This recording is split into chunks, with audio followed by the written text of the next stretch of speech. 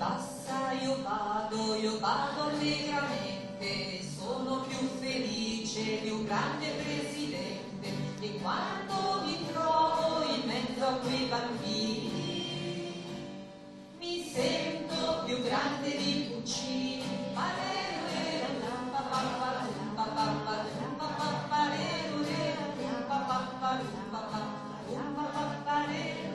Passa, io cerco qualche cosa, non bastano i soldi, non basta l'amorosa, io cerco qualcosa per la vita, che non diventi mai arrugginita.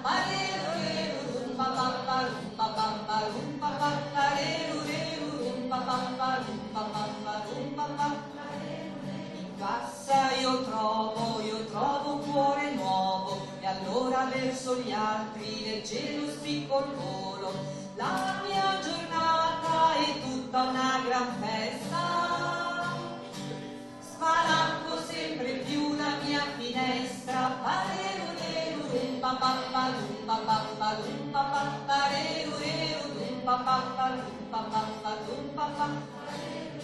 Passa, e l'ora ritorna allegramente, l'umanità rinasce in me più dolcemente, e posso iniziare a giocare la mia partita. È inutile sfogliare la margherita.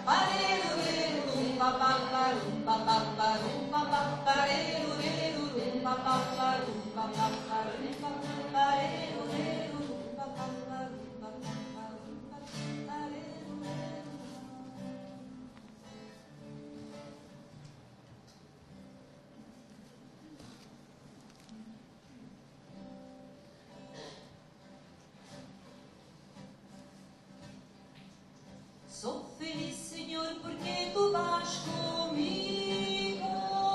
Vamos adorados, meu melhor amigo. Sono feliz, Señor, porque tú vas conmigo. Vamos adorados, meu melhor amigo. Quiero ternos meus sonhos, a luz de teu olhar.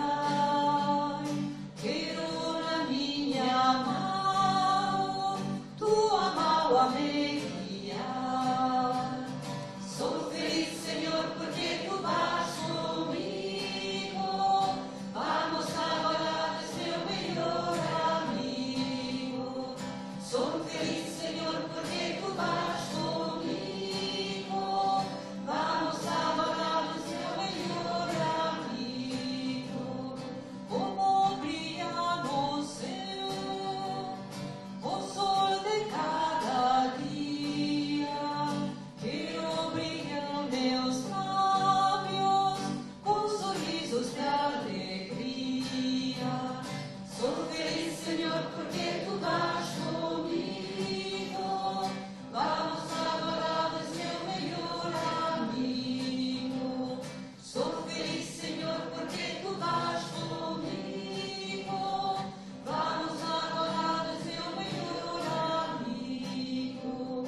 Como vento veloz, o tempo da vida passa. Quero ter sempre mim o favor de tua graça. Sou feliz, Senhor, porque tu vas comigo. Vamos adorados, meu melhor amigo. Sou feliz, Senhor, porque tu vas comigo. Vamos adorados, meu melhor amigo. Allora, ogni giorno, ogni volta che tu fai un bel incontro, conosci gente che porta contenuti importanti, che riconosci importanti, ti vengono in mente tutte le persone a cui tieni e che vorresti avessero sentito e potessero vedere le stesse cose.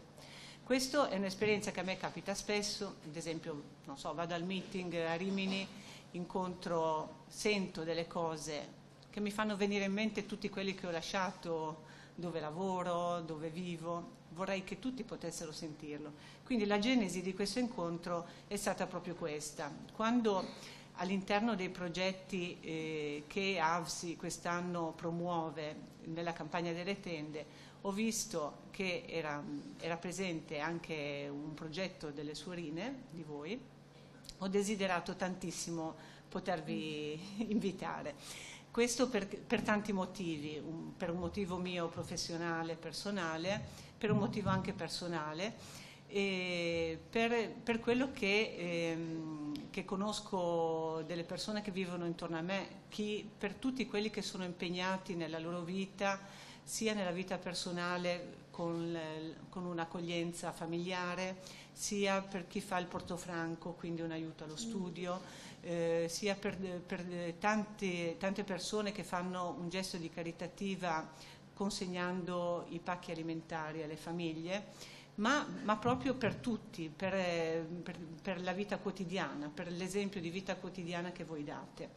E quindi ho desiderato molto che questo, potervi far conoscere, perché secondo me il confronto con voi a me è servito le volte che vi ho incontrato, non ho incontrato voi direttamente ma altre del vostro ordine, e mi è servito molto a cogliere una profondità maggiore nelle cose che vivevo e che facevo. Per cui ecco, diciamo che l'invito è proprio un invito così perché altri potessero conoscere.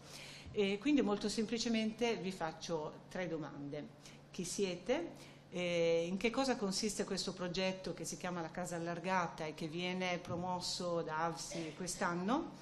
E perché AVSI, che è un'associazione di volontariato internazionale, ha messo voi, che siete un'opera italiana che svolge la sua attività in Italia, all'interno dei loro progetti? Allora, grazie che siete qua questa sera. Volevo iniziare con 2 cose che a me stanno molto a cuore di questo ultimo periodo, che c'entrano con l'origine, con la carità. Una frase di Papa Francesco che aveva dato al messaggio della Giornata Mondiale dei Poveri, che diceva: la risposta di Dio al povero è sempre un intervento di salvezza per curare le ferite dell'anima e del corpo, per restituire giustizia e per aiutare a riprendere la vita con dignità.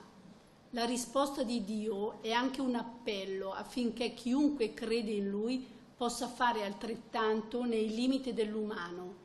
Non è un atto di delega ciò di cui i poveri hanno bisogno, ma il coinvolgimento personale di quanti ascoltano il loro grido. La sollecitudine dei credenti non può limitarsi a una forma di assistenza, pur necessaria e provvisoria, in un primo momento, ma richiede quell'attenzione d'amore che onora l'altro in quanto persona e cerca il suo bene. E l'altra frase è quella del Gius, che si può trovare in Si può vivere così, quando parla della carità, che dice: la carità richiama la forma suprema dell'espressione amorosa, la gratuità da cui è bandito ogni calcolo, ogni attesa di ricompensa, ogni previsione di tornaconto, implica la totale assenza di ragione, che la ragione capisce, che la ragione spiega, cui sento il bisogno come collaborazione qualche cosa. Ecco, la carità abolisce totalmente nel senso assoluto del termine, ogni ritorno. Vale a dire, la carità agisce per puro amore, solo per amore. Per cui il Signore ci chiede di amare l'altro perché c'è, ed è questa la cosa più concreta, supera ogni misura e appartiene al mistero presente. Noi siamo suore di carità dell'Assunzione, nasciamo dall'incontro e dalla fecondità di 2 carismi, quello di Padre Pernè, assunzionista francese, e quello di Don Luigi Giussani. Adesso la Iolanna, che è una delle primissime che è entrata, ci racconterà come si è evolta questa storia. Non nel 1800. No, nel 1800, un po' dopo. Però mi sembra che... aspetta,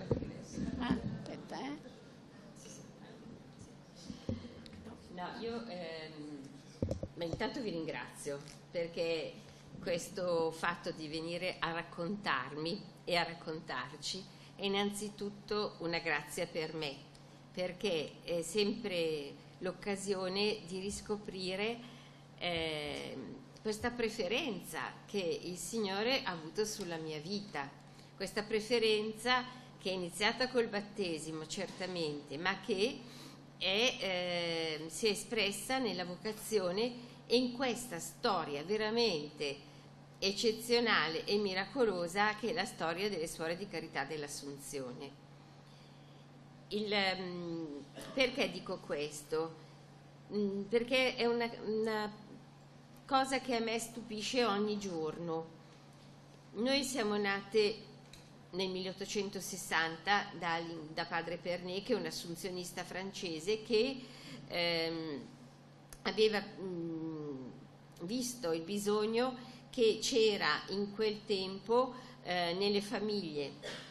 Era il periodo della rivoluzione industriale, per cui dalle campagne venivano a lavorare nelle città, nei centri industriali, e in questo modo la gente perdeva, non un po', la propria identità e l'identità di popolo, la propria storia, l'appartenenza alla Chiesa.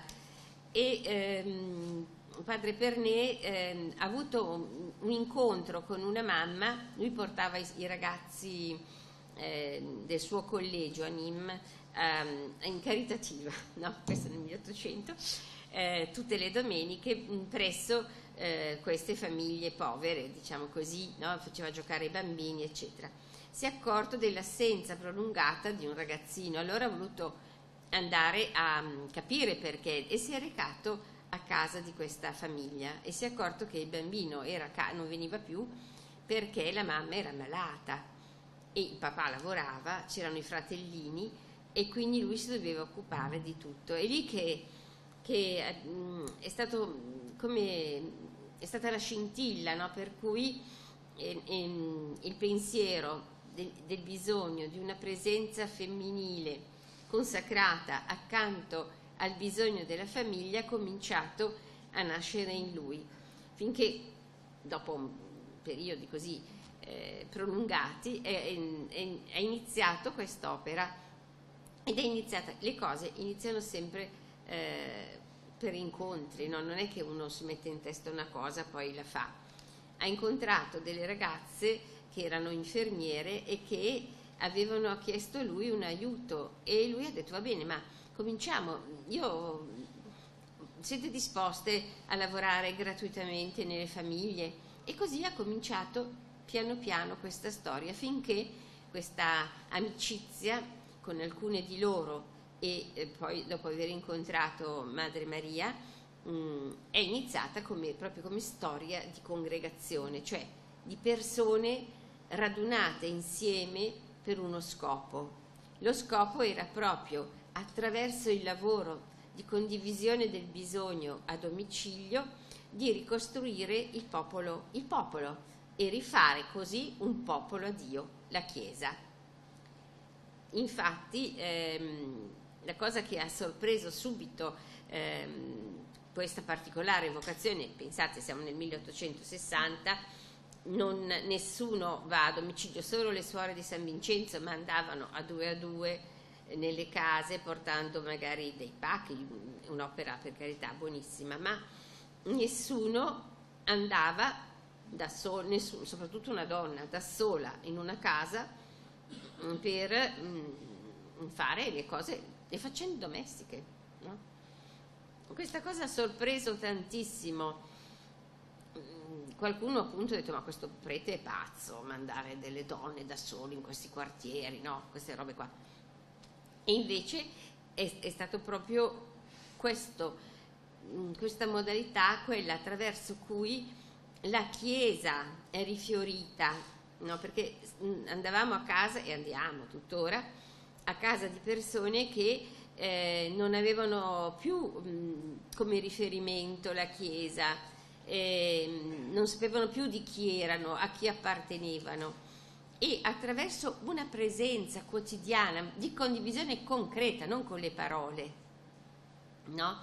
Ma proprio con i fatti, per cui ancora adesso io sono infermiera, vado dalle persone, mi occupo delle persone malate, dalla semplice iniezione alla medicazione, alla flebo, ad accompagnarle all'ospedale, a cambiare il letto, a lavare, gesti semplici, oppure come Elena che va nelle famiglie dove ci sono dei bambini, delle mamme malate o delle mamme che hanno dei problemi, no? E li accompagna a scuola, li lava, li veste, li fa mangiare, cioè queste cose che una mamma o comunque un parente farebbe nella sua casa. Questi gesti semplici, ripetuti quotidianamente, gratuitamente, no? Senza nessuna pretesa, ma con nello sguardo un altro, no?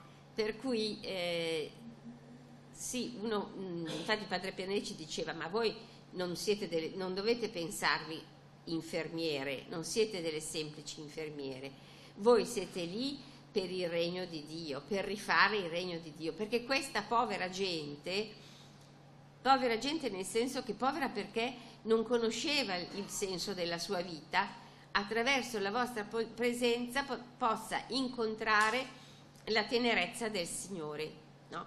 E così riscoprire su di sé uno sguardo buono, uno sguardo di chi ti ama così come sei.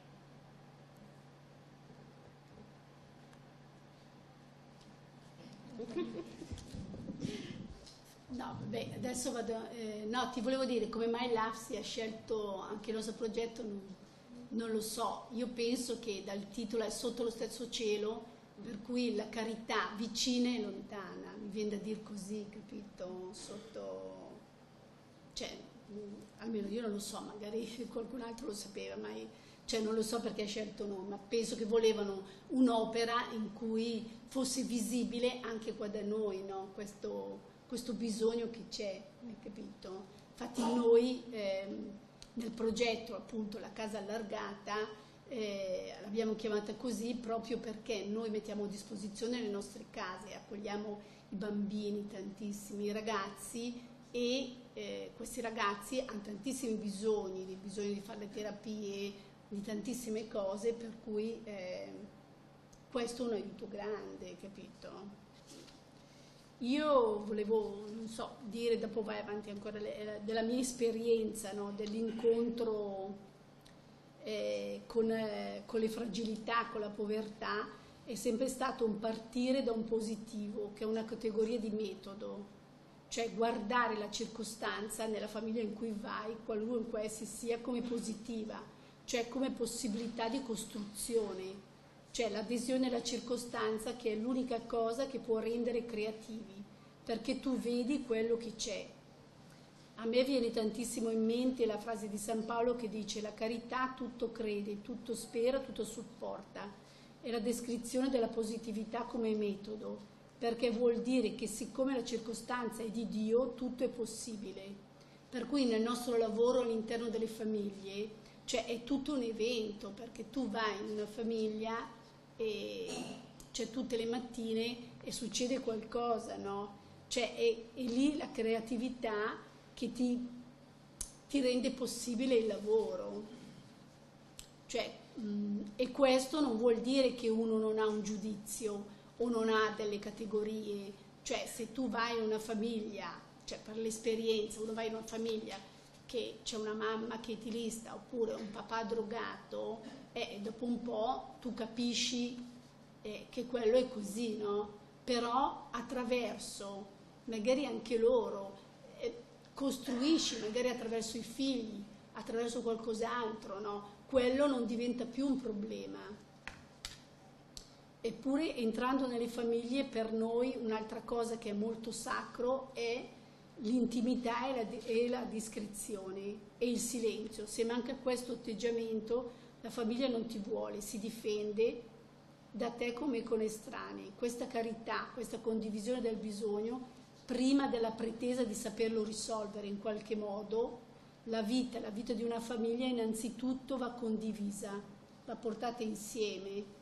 È questa l'esperienza che facciamo. Cioè condividi i bisogni più elementari, appunto come diceva Iolanda, portarli a scuola, aiutare a fare i compiti, queste cose qua, però questa quotidianità ti rende molto familiare l'altro, anche se viene da esperienze, da culture diverse, perché a noi ci è chiesto il metodo di Gesù, cioè di condividere nella concretezza la banalità della vita. Cioè, qual è il nostro compito? Cioè, è generare un popolo, incontro dopo incontro, perché la gente, gli uomini lontani dalla Chiesa, dove possono incontrare la tenerezza di Gesù, se non attraverso delle persone che vivono per Lui e che sono testimoni di questo. E poi mi veniva da dire che in un mondo dove Cristo è sempre meno conosciuto, in un mondo dove arrivano nuove religioni, nuove culture e una crescente cultura dello scarto, si possa accendere nell'altro e in me che incontro l'altro l'evidenza di un bene, di una novità possibile. Questo è il nostro compito come suore, ma come cristiani, no? Che è questo qua. E, vabbè, io sono stata per 30 anni a Milano, nella zona Corvetto, che ora è la capitale dello spaccio. Ho seguito tante famiglie e ragazzi. Prima erano tutti immigrati italiani, ora sono internazionali che popolano questi quartieri. Sicuramente non abbiamo risolto i loro problemi, ma una cosa sono certa, l'esperienza di bene che loro hanno fatto. Infatti tornano con le loro famiglie, sanno che sono accolti e non giudicati, perché anche questo è un aspetto importante, no? Luca, che io ho seguito per tantissimo, fin da piccolo, in terza media, fino alla terza media, erano in 5 fratelli con una sola mamma che cambiava in continuazione compagno. Nell'adolescenza si era perso, è stato in carcere in seguito a un pestaggio, da lì mi ha cercato, io ho attivato amici che lo potessero aiutare. Ora sta iniziando un percorso di recupero e un nostro amico di 70 anni, rimasto vedovo e senza figli, ha rischiato di trovargli lavoro e ospitandolo a casa loro.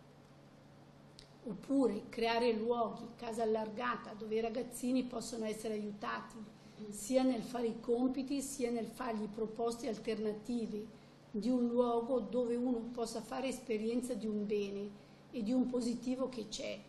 A Milano appunto c'è la casa di Sam, che è una semiconvitto per adolescenti delle medie.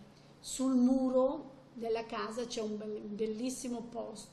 Cosa vuol dire Semiconvitto vuol dire che c'è una convenzione col comune, un centro diurno, che vengono a mangiare da noi e poi si fermano a fare i compiti. Perché anche questo, poi dopo magari parlerà la Iola, che negli anni abbiamo dovuto lavorare con l'ente pubblico per poter continuare a fare il nostro lavoro. Appunto sulla casa di Cem c'è scritto sul muro intestante, c'è questa frase di Frodo, che è appunto il protagonista del Signore degli Agnelli, che dice con questa frase: coraggio Frodo, gridò Sam, non posso portare io l'anello, ma posso trasportare te ed esso assieme. Cioè questo è la compagnia che ci possiamo fare, no? Questi rapporti che nascono durano tutta la vita, nel bene o nel male. E anche ora che sono a Torino spesso mi cercano oppure continuano il rapporto con le suore di Milano. Non so se vuoi parlare tu della convenzione. Ma io mi sono accorta che, presa dall'entusiasmo di dire cose, mi sono dimenticata. Non vi ho detto perché la nostra storia, iniziata con Padre Pernè, si è intrecciata con la storia di Don Giussani, perché questo è importantissimo, no? Ed è sempre per accadimenti, no? Le cose succedono sempre perché accadono dei fatti e seguendo la realtà la storia si sviluppa. Noi, Don Giussani, quando se avete letto la sua storia, quando ha lasciato il seminario cercava un'abitazione stavo per dire Torino, magari a Milano ed è capitato così a casa nostra, condotto lì da Padre Scalfi, che allora era il nostro cappellano, e entrando durante la preghiera si è accorto che una suora, la nostra suora Sor Ignazia, che qualcuno ha conosciuto, che è una delle prime suore che sono venute in Italia dalla Francia, si è accorta della sua presenza e ha capito che aveva un bisogno, si è alzata e gli ha portato l'ufficio. Questa cosa ha colpito tantissimo il Gius, perché dice: ma che capacità di comprendere, di cogliere il bisogno dell'altro. E l'ha colpito anche anche la capacità di preghiera, di silenzio che vedeva in queste suore. Ha trovato ospitalità di vicino a noi e poi presso di noi, ed era colpitissimo nel vedere al mattino dopo la messa uscire queste suore e andare di qua di là per il quartiere Corvetto, e diceva: e vanno a portare Gesù per le strade, no? E è rimasto così colpito che quando alcune di noi allora di GS avevano espresso il desiderio di vivere una vita consacrata, ci ha indicato questo luogo, proprio perché riconosceva che poteva essere un luogo buono, certo, per compiere la nostra vocazione, soprattutto per quelle che desideravano esprimere la loro vita in gesti di carità. E così abbiamo incominciato, insomma, siamo diventate 90 circa, no? E quindi eravamo presenti in Italia, e qualcuna di noi era andata in Brasile, anzi non so se i non più giovani, insomma, diciamo così, si ricorderanno della lettera che il Gius ci leggeva sempre, no? Vivo virgola, di Franca Ferrari, che è una nostra suorina che appunto era andata in Brasile con i primi che sono partiti per il Brasile, si è fermata lì mentre altri hanno perso la strada ed è diventata suorina lì, no? E in una lettera al Gius esprimeva tutta la sua libertà, dicendo proprio così, iniziando viva virgola. E Gius ce la ripeteva spesso a GS, nei libricini si trovava, insomma.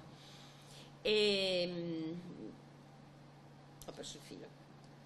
No, va bene, è stato così, quindi l'incontro ci ha conosciute, ci ha mandate, e anche per noi che venivamo dal movimento era proprio, si viveva un'unità, non dovevamo dimenticare nulla, ma quello che avevamo incontrato, che aveva cambiato, dato senso alla nostra vita, poteva essere vissuto in pienezza, con un accento particolare in questa congregazione. Poi le cose sono andate un po' pasticciandosi, perché voi sapete c'è stato il 68, dopo il 68 il concilio, dopo insomma la teologia della liberazione, eccetera, che ha invaso anche la nostra congregazione, e a noi comunque, per la storia che avevamo, non ci corrispondeva, perché il desiderio era proprio quello di essere fedeli alle origini e di continuare questa modalità di presenza semplice e di condivisione accanto alle famiglie. Questa nostra fermezza nel mantenere fede alla vocazione originale ha creato delle difficoltà in chi aveva la guida della congregazione, no? Perché cominciavano a sentirci come un'altra cosa, finché ci hanno chiesto di pensare ad essere un'altra cosa, ma non eravamo contenti, noi eravamo felici della nostra storia, della nostra vocazione, volevamo continuare così, finché la Chiesa stessa ci ha detto: no, voi siete arrivate a un punto tale, a una maturità, per cui il Signore vi chiede di iniziare un'altra cosa, che non è in contraddizione, che non interrompe, ma rinnova, perfeziona e permette attraverso la compagnia di Don Giussani che questo carisma continui ad essere vivo come agli inizi oggi nella Chiesa e nel mondo. E così è stato. La Chiesa ha riconosciuto la nostra congregazione subito di diritto pontificio, che è una cosa, per chi è un po' dentro nella materia, è veramente una roba dell'altro mondo, in questo mondo, come dice Giusto. E così abbiamo iniziato questa nuova esperienza, e qualche anno dopo, in capitolo, ci siamo dette: ma cosa c'entra il Gius con noi? Chi è il Gius per noi? E beh, il Gius è quello che ha permesso e che permette tuttora anche attraverso il movimento del Carron la possibilità della pienezza della nostra vocazione, il compimento della nostra vocazione. E allora ci siamo dette, ma possiamo considerarlo come nostro cofondatore, perché noi volevamo mantenere come riferimento iniziale, come fondatore, padre Pernet, però il peso che il Gius ha avuto nella nostra storia, nella possibilità che la nostra storia potesse continuare, era veramente grande, e quindi da potersi considerare fondatore, cofondatore. Il Gius era già morto, perché se no non ce l'avrebbe mai permesso. Comunque, e noi l'abbiamo in capitolo, l'abbiamo scritto a Roma, e Roma, anche questo straordinario, fondatore dopo morte, un po' strano, no? Invece ha riconosciuto il Gius come nostro cofondatore, e noi siamo molto felici di questo, perché poi insomma noi vogliamo bene al Gius, no? E questo, e poi rendere ragione a una storia, no? Rendere ragione alla sua presenza nella nostra vita, nella nostra storia, accanto a noi. Questo era per dirvi perché, no? Perché questo filo che si chiama, che è un filo, è la storia, no? Attraverso cui Dio conduce e perfeziona quello che ha iniziato e quello che ha Lui nel cuore, quello che desidera, no? Perché insomma una cosa nasce perché Dio la vuole, no? Non è che nasce così come un fungo, altrimenti come un fungo finirebbe, no? E quindi noi abbiamo continuato questa modalità di presenza accanto alle famiglie, anche se secondo forme e modalità diverse, perché una volta non c'era bisogno di avere il centro diurno, perché le famiglie, magari la mamma non lavorava, magari era meno drammatica forse, no, la situazione delle famiglie, che adesso è molto drammatica, quindi c'è bisogno di luoghi che sostengano la famiglia, non sostituendola, no? Ma accompagnando e dando quello che la famiglia per limite, per povertà non può dare, ma permettendo ugualmente ai genitori di compiere, di essere loro, di essere i genitori, no? Mantenendo perciò l'unità, non togliendo la dignità al genitore, anche quando questo è in situazioni un po' così, no? Per esempio ci è capitato con genitori alcolisti di permettere ai figli di voler bene al papà così com'è, no? E di perdonare, no? Diventando grandi, questo suo limite, questo suo... però appunto andando avanti nel tempo ci sono state delle, come dire,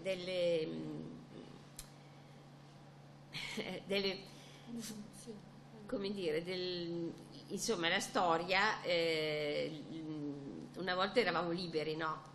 Cioè liberi di andare ovunque, e le persone venivano direttamente da noi, e avevamo la possibilità perché la possibilità di vivere è importante, di sopravvivere, no? E c'erano delle persone o degli imprenditori, una volta così, che sostenevano la nostra opera. Ora questo non c'è più. Allora, per poter continuare ad essere presenza, abbiamo dovuto iniziare ad avere un rapporto con l'ente pubblico. Per esempio a Torino è nato così: io avevo cominciato a lavorare come assistente sanitaria e nella zona in cui lavoravo capitava spesso, no, che incontravo famiglie che poi dove poi andavamo, altri bisogni, mamme che facevano fatica perché era nato lui il terzo figlio, insomma le cose che voi sapete, no? Ci sono, e il coordinatore sociale lì della zona ha detto: ma ci picchia, ma però voi state lavorando tanto per noi, così cosa si può fare? Andate a parlarne all'assessore. E lì è nata la prima, un assessore intelligente, che quando gli abbiamo raccontato cosa stavamo facendo ha detto: ma questa roba qui assolutamente la devo sostenere, no? Ma è interessante questo.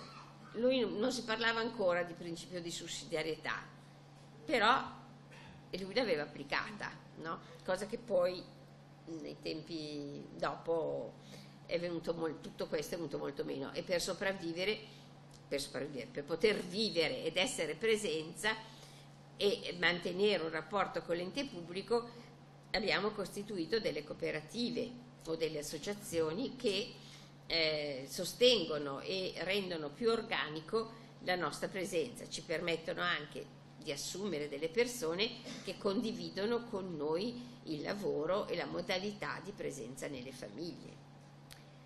Devo dire una cosa che non ho detto, ma pensate che questo tipo di lavoro domiciliare in Francia, quindi nei primi del Novecento, è stato assunto come modello di assistenza domiciliare e hanno affidato la scuola di assistenti familiari alle nostre suore. Quindi questo è stato Padre Pernè è stato un precursore in tutti i sensi, no? Di un bisogno che adesso diventa proprio importantissimo e dove tutti i comuni parlano di assistenza domiciliare. Come si fa poi è diverso, perché comunque a volte io appunto mi occupo anche della cooperativa e abbiamo una convenzione, questo a Torino, una convenzione con il comune, con l'ASL, e a volte devi proprio fare una fatica incredibile, perché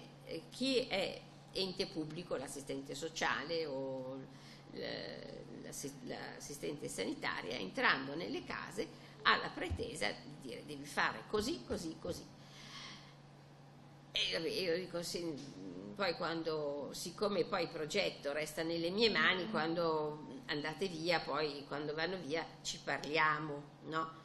Ma è veramente questa è la pretesa dell'ente pubblico, di essere l'unico salvatore del mondo e poi sapere come deve salvarlo, che voglio dire, ognuno ha il suo compito, per carità, ma la cosa proprio per noi importantissima non è progettare sulla testa delle persone, ma condividere il loro bisogno, scoprendo giorno per giorno quella scintilla di positività su cui si può costruire, no?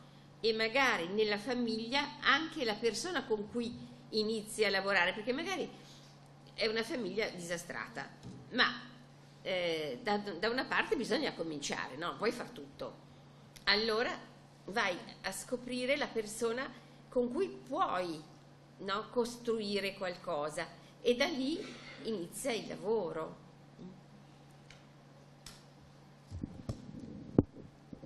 No, un'altra cosa importante che diceva il Gius, diceva sempre: se io avessi dovuto incominciare dalla carità avrei fatto come ha fatto Padre Pernè. A me invece il Signore mi ha chiesto di ricominciare attraverso l'educazione, no? Per cui lui aveva molta stima delle suore, ci voleva molto bene, per quello che dall'inizio ha mandato le ragazze che avevano una certa vocazione. E c'è un aspetto molto caro che lui diceva sempre: la gente che è curata nel suo bisogno alimentare più piccolo, cioè da accompagnare i bambini a scuola, fare una medicazione, diceva, si vede curata miracolosamente. Una suora che arriva gratuitamente a servire è un miracolo. Questa gente diventa buona anche per lei, impara la bontà, perché c'è l'amore al cappello disperso, ai piedi sporchi, alle lenzuola non pulite, all'anima che ha fame e sete, al cuore dell'uomo che si stupisce di essere preso in considerazione. Questo è un miracolo, e questo è un diventare buoni, non nel senso morale, ma come una tenerezza che apre alla speranza, anche all'altro. perché un uomo amato rinizia a sperare, rinizia a sentire il proprio desiderio e a viverlo non come una condanna, ma come una possibilità di essere se stesso, di vivere. È quello che Papa Francesco chiama favorire processi, espressione a noi molto cara, che Papa Francesco ha detto a Milano quando è venuto. Noi, nel rispondere ai bisogni semplici, quotidiani, umili, condividiamo la vita delle persone che incontriamo e attraverso questa vita si favorisce il nascere di processi di ripresa, come diceva lei, di crescita nei bambini e negli adulti. Assistiamo al miracolo, di come diceva il Gius, di un uomo che torna ad essere uomo, che riprende ad avere una speranza. E volevo dire che nell'incontro con l'altro noi mettiamo a disposizione tutto, cioè la nostra casa, i nostri amici, perché questo è possibile dentro l'esperienza, cioè non so, vicino alle nostre case ci sono le fraternità che si coinvolgono con noi nell'esperienza della ricostruzione di questo popolo, dell'incontro con le famiglie, no? Perché cioè, appunto mettiamo a disposizione tutto, anche non so, se un mio amico è medico, li mando da questo amico, no? Come si fa in una famiglia, no? Che tu a tua sorella, ai tuoi figli dai il meglio che hai, no? Cioè, non so, a me capita che ad esempio a Torino seguo una famiglia del Mali, una bellissima famiglia, con una mamma che ha avuto una depressione postpartum molto, insomma, molto grave, che ce l'ha ancora tuttora, e sono nate 2 gemelle bellissime che io accompagno tutte le mattine a scuola e le vado a prendere al pomeriggio, li faccio fare i compiti. Adesso quest'anno fanno la prima elementare e loro sono musulmani, però dentro questo rapporto quotidiano si fidano, cioè si fidano totalmente nel darmi queste bambine, no? Non hanno paura che io possa far qualcosa, ma cioè si fidano e condividono anche certi nostri gesti. Ad esempio a un ragazzino che fa le medie l'ha lasciato venire alle vacanze dei cavalieri, oppure alle feste che facciamo, al presepe ha fatto un pastore. Cosa ha fatto il pastore al presepe? Oppure si laureava una ragazza che ha fatto il servizio civile da noi e lei è bravissima a fare dei dolcetti, ha fatto dei dolcetti per tutti, non conosceva quella ragazza lì, cioè è un modo che insomma La mamma, sì, la mamma, cioè questa ragazza non la conosceva neanche, eppure si è coinvolta nel fare queste cose qua, no? Questa è comunque un'esperienza di popolo, no? Questa gente che è lontana dalle loro terre, che sono qua, che gli mancano tantissime, cioè sono i poveri, che gli mancano tantissime cose, il fatto di trovare comunque dei luoghi e anche per loro insomma diventa diverso. Oppure vado in una famiglia del Marocco, sono tutte e due di una certa età, sono gente molto povera, tutti i lati, che la mamma gli hanno trovato un tumore alla testa, benigno, quest'estate a luglio, molto, molto grosso, e lei aveva ha 2 bambini, un bambino di 5 anni, Down, e una bambina di 2 anni.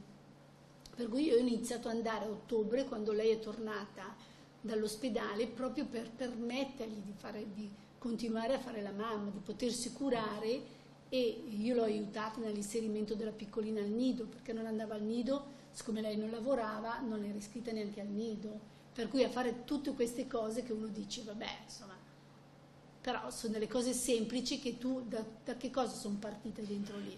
Appunto, diciamo, mandiamo questa bambina al nido, perché c'era il bambino di 5 anni Down e lei non parlava, copiava quello che faceva il fratellino, più i genitori, 2, appunto la mamma e il papà parlano in marocchino, per cui questa bambina non riusciva a imparare, per cui insomma andare al nido è anche importante su queste cose qua. Non so, ma poter stare sì. Poter stare nelle famiglie è innanzitutto un dono per noi, no? Perché io lo ritengo veramente, cioè, Ma sì, perché tu entri in una casa, io poi che sono infermiera, mi trovo a fare delle cose delicate, no? Invasive, se vuoi, no? E mi ricordo che il Giusti diceva sempre, quando ho fatto il corso di infermiere, voi dovete chiedere scusa alla persona che avete davanti, dovete compiere le cose che fate come chiedendo scusa, intanto perché voi state bene e lei sta male, e poi perché chiedendo scusa perché state facendo delle cose che non vorreste fare, no? Che lei non vorrebbe che voi faceste sulla sua persona, no? Quindi questo, vabbè, insomma, ti mette in un atteggiamento di punta di piedi, di attenzione, di umiltà, no? Di umiltà, di attenzione all'altro. E però appunto ti permette di condividere profondamente la realtà dell'altro, e io sento anche molto una grazia poter accompagnare le persone al paradiso. Mi sembra che questo veramente è una particolarità della nostra vocazione grandissima, no? Perché il momento della morte è il momento più vero della vita di una persona, no? Ed è il momento in cui finalmente l'altro di cui sei possesso compie il suo possesso, che tu ne sia cosciente o no. Ecco, accompagnare a dire questo sì, no? E accompagnare la famiglia a compiere, perché anche la famiglia compie la sua vocazione, mi sembra veramente un dono alla mia vita innanzitutto, no? E la possibilità, dove non c'è la consapevolezza, di offrire la tua, no? Cioè, in un certo senso sei come Gesù, no? Non in un certo senso, sei come Gesù.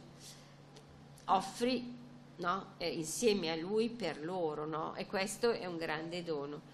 Recentemente mi è capitato di essere chiamata d'urgenza da una signora, una giovane donna, che è mancata dopo 4 giorni che io l'ho conosciuta, per applicare delle flebo. Ma tu ti chiamano per una cosa, ma poi quando vai in casa di una persona ti accorgi, no, di tutto quello di cui c'è bisogno, ma innanzitutto ti accorgi dello sguardo che hanno bisogno su di sé, che è lo stesso sguardo che tu hai ricevuto e che continui a ricevere, no? E questo è stato una cosa grandissima, vivere con tutta la famiglia questo momento, perché mentre stavo parlando con quello che io pensavo fosse il marito, lui mi ha detto: ma noi non siamo sposati, dovevamo sposarci a luglio. Beh, ma allora fatelo, no? Perché a me è venuto proprio dal cuore dire: ma se stavate preparandovi, perché non compiere questa vocazione, no? E loro si sono sorpresi che si potesse fare. È stato miracolosamente in un giorno abbiamo organizzato il matrimonio, sia civile che religioso. Abbiamo fatto prima organizzare quello civile che quello religioso, perché è più facile, a volte non si sa perché. Comunque, ed è stato un momento, ma io non posso, di una bellezza incredibile, dentro un dramma, perché lei stava proprio morendo, insomma, e di fronte all'impiegato lì del comune che fungeva da sindaco, farle dire sì, ma io ci ho messo tutta la mia forza di preghiera, dico, fa che riesca a dirlo, perché era proprio, ma lei lo desiderava, lo si vedeva sulla sua faccia, no? Che era lieta, e si sono sposati. Dopo un giorno lei è mancata. Comunque sono stati 2 compimenti proprio della loro vocazione, cioè questa roba qui io non me la posso dimenticare, perché e anche il giorno dopo, quando va bene, abbiamo pregato vicino a lei, no? Lei era di una bellezza incredibile, per cui anche chi una cognata molto cara, peraltro proprio carissima, però non crede, è stata colpita da questa bellezza che lei sprigionava, che è segno che era di fronte a un altro, no? Quindi anche questo è un aspetto bellissimo della nostra vocazione, no? Che poi succedono delle cose che tu non ti puoi, ma non mi sarei mai immaginata di fare una cosa del genere, no? Ma capita, succede e mentre parlavamo prima, no? Tu dicevi dell'impronta che uno può dare, è lì con tutto se stesso, no? Con quello che è lui. Magari a un'altra non sarebbe venuto in mente, no?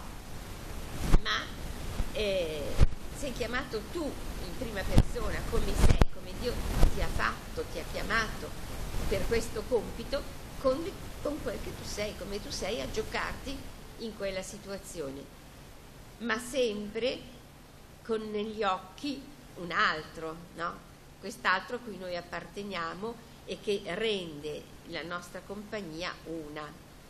Padre Pernè ci diceva sempre, non ho sentito, però lo diceva, ce lo siamo tramandati, e il gius di questa cosa era sempre colpitissimo.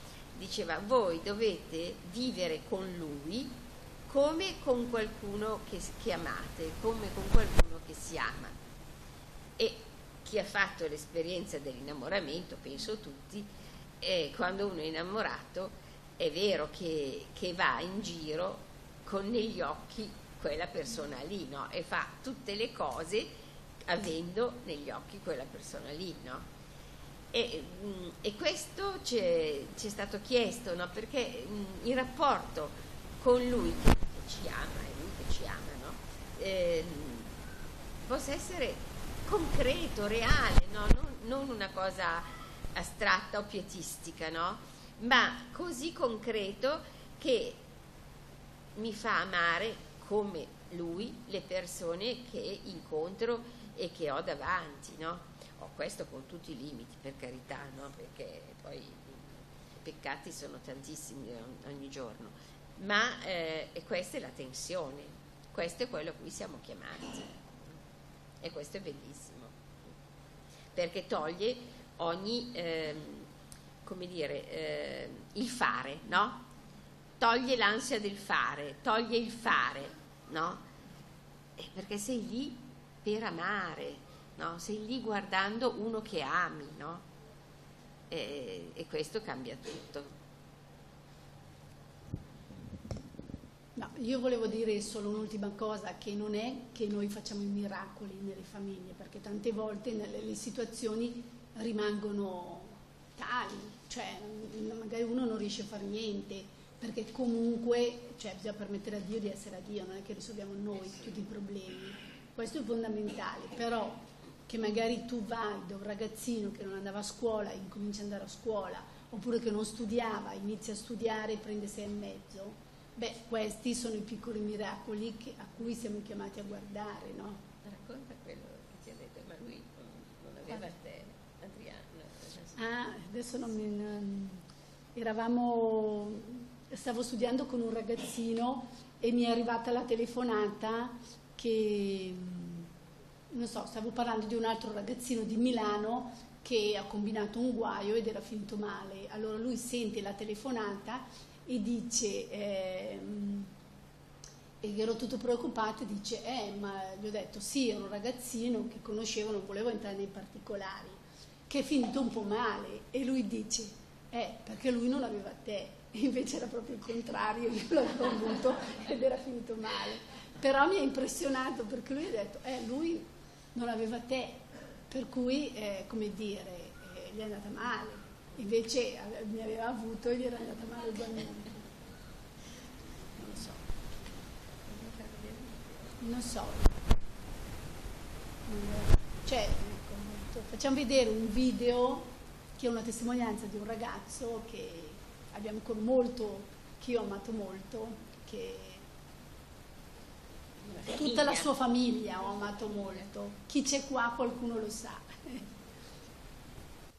Conosco le sorelle da quando avevo 13 anni, facevo la seconda media, e ci hanno aiutato me e la mia famiglia che avevano alcune difficoltà, e attraverso il loro aiuto, soprattutto a me all'inizio e poi nei gesti quotidiani su mia madre, su mio padre, con mio fratello. E l'esperienza che ho fatto in questi 20 anni è stata soprattutto un'esperienza di carità, dei gesti semplici, come mi ricordo alcune volte venivano addirittura a casa mia a prepararmi la colazione, piuttosto il dopo scuola che io frequentavo per l'inglese che non riuscivo ad imparare, fino anche dei gesti molto belli come poi il presepe vivente. E mi colpiva molto perché vedevo la gente affacciata, guardava, no? E diceva ma cosa sta succedendo? Che è un po' quello che è successo a me, perché adesso come dire, ho 40 anni, guardandomi indietro riesco un po' meglio a focalizzare quello che è stato per me, perché alla fine questi gesti gratuiti, quindi dopo scuola, le vacanzine o altri gesti, è come se avessero un po' goccia dopo goccia aperto una feritoia e hanno fatto entrare un po' di luce e di speranza, perché quando uno magari è giovane e incontra le difficoltà, vede magari il mondo, come dire, un po' grigio, un po' nero, no? Non riesce bene a guardare il futuro con speranza, e questi gesti gratuiti è come se avessero fatto entrare un po' di luce e avessero fatto entrare un po' di colori, no? E questo per me è stato una grazia, perché mi ha permesso poi di capire, di fare un percorso e capire che comunque per tutti c'è un cammino, c'è fortuna, sfortuna, c'è un cammino e ognuno di noi viene chiesto di affrontare le difficoltà. La cosa bella che ho incontrato io cos'è? Che uno non è solo una difficoltà, ma quando ha bisogno come dire, si gira. Per me, quando intendo Sorine, mi vengono in mente proprio dei nomi precisi, quindi Sor Elena, diciamo, è stata la più presente nella mia vita, è tuttora presente. Quando ad esempio 3 anni fa ho avuto una difficoltà sul lavoro, gli ho chiesto di darmi una mano, ma non perché doveva trovarmi lavoro, ma perché sono sempre stato abituato, no, a un certo punto a chiedere aiuto, a fare un percorso comune, e so che c'è come presenza. È come se fosse stato un collante che, nonostante le difficoltà del periodo, ha tenuto, come dire, ne hanno beneficiato i miei genitori, tutta la mia famiglia. E ogni volta che ne parlo con mio padre o con mio fratello, è proprio un riconoscere un bene che ci ha aiutato tutti. Quindi questa è la cosa che per me vogliono dire le sorelle di Martinengo. Quindi sono state un fattore abilitante con cui ho conosciuto la carità, la speranza e la fede. E ovviamente vi ringrazio tantissimo, personalmente penso a nome di tutti. Io da questo incontro rinnovato con voi esco arricchita di una domanda su di me, di una speranza, che è quello che avete raccontato, di una speranza di una profondità maggiore nelle cose di tutti i giorni. E quello che dicevate, intanto volevo dire una cosa rispetto proprio all'ultimo esempio che hai fatto. Questo ragazzo che ti dice è finito male perché non aveva te. E questo mi fa capire come uno è certo quando è in rapporto con l'altro, no? Quando ha un rapporto, uno che gli dà una mano. È come dire, nelle tue mani io sono sicuro, se tu non ci sei io non posso stare in piedi. Questa non è una dipendenza negativa, è quello che fa crescere.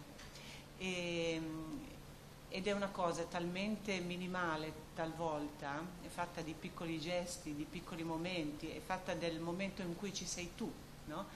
Che tante volte la disestimiamo. invece mi avete fatto capire veramente quanto è grande e come è la grandezza che ci può essere in tutti i gesti quotidiani.